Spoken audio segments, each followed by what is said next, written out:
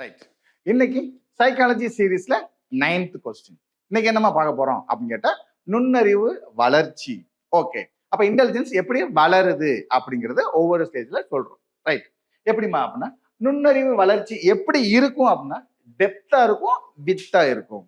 Okay, அப்ப 5 வயசு வரைக்கும் நுண்ணறிவு வளர்ச்சி அப்படிங்கிறது ரொம்ப தீவிரமா இருக்கும்.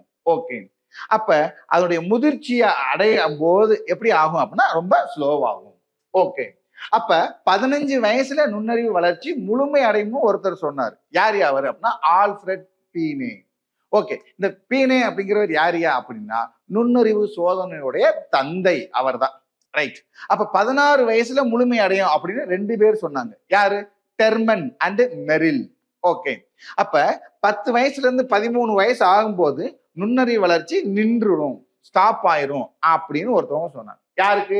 எந்த வயசுல? மந்த புத்தி உள்ளவங்களுக்கு 10ல இருந்து 13 வயசுக்குள்ள என்ன ஆயிரும்? ஸ்டாப் ஆயிரும். லேட் ப்ளூமர்ஸ் அப்படின்னு சொல்றோம். அப்ப 7 வயசுல இருந்து 8 வயசு வரைக்கும் இந்த லேட் ப்ளூமர்ஸ்க்கு நுண்ணறிவு வளர்ச்சி மெதுவா இருக்கும். அதுக்கப்புறம் என்ன ஆகும்? கொஞ்சம் கொஞ்சமா தீவிரம் அடையும். அப்ப இதுதான் என்னது?